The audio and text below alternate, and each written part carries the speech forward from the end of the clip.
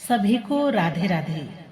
भगवत गीता अध्याय 1 प्रथम श्लोक।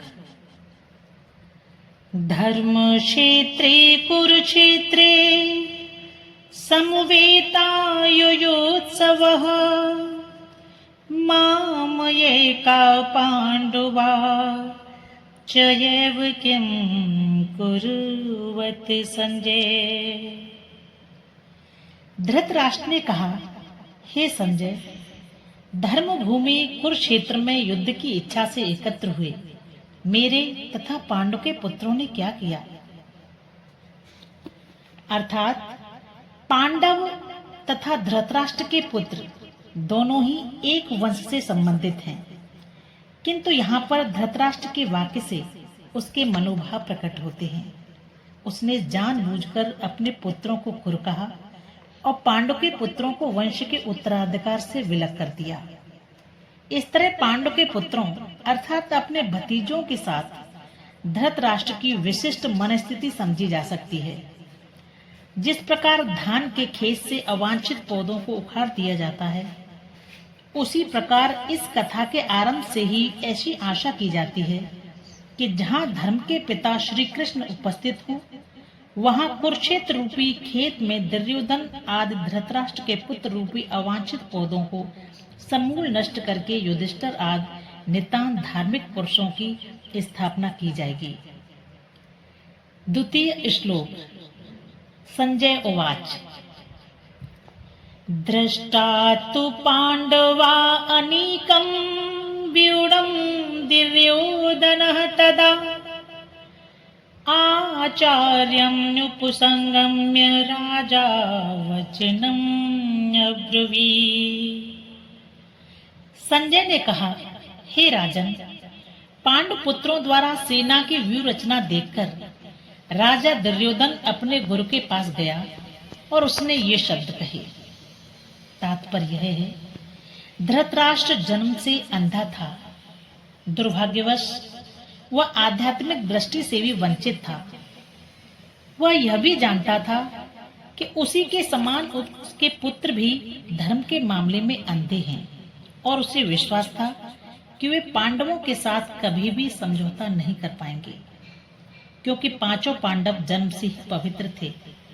फिर भी उसे तीर्थ स्थान के प्रभाव के विषय में संदेह था। इसलिए संजय युद्ध भूमि की स्थिति के विषय में उसके प्रश्न के मंतव्य को समझ गया। अतः वह निराश राजा को प्रोत्साहित करना चाह रहा था। उसने उसे विश्वास दिलाया कि उसके पुत्र पवित्र स्थान के प्रभाव में आकर किसी प्रकार का समझौता करने नहीं जा रहे हैं। उसने राजा को बताया कि उसका पुत्र दुर्योधन पांडवों की सेना को देखकर तुरंत अपने सेनापति द्रोणाचार्य को वास्तविक स्थिति से अवगत कराने गया। तृतीय श्लोक। पश्य एताम पांडुपुत्राणाम आचार्य महतीम चमूम व्यूढाम द्रुपदपुत्रेण तव शिष्येण धीमता। हे आचार्य, पांडुपुत्रों की विशाल सेना को देखें, जिसे आपके बुद्धिमान शिष्य द्रुपद के पुत्र ने इतने कौशल से व्यवस्थित किया है। तात्पर्य है, परम राजनीतिक दुर्योधन महान ब्राह्मण सेनापति द्रोणाचार्य के दोषों को इंगित करना चाहता है।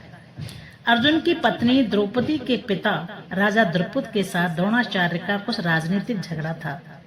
इस झगड़े के फलस्वरूप द्रौपद ने एक महान यज्ञ संपन्न किया, जिससे उसे एक ऐसा पुत्र प्राप्त होने का वरदान मिला जो द्रोणाचार्य का वध कर सके। द्रोणाचार्य इसे भलीभांति जानता था, किंतु जब द्रुपद का पुत्र धृष्टद्युम्न युद्ध शिक्षा के लिए उसको सौंपा गया, तो द्रोणाचार्य को उसे अपने सारे सैनिक रहस्य प्रदान करने में कोई झिझक नहीं हुई।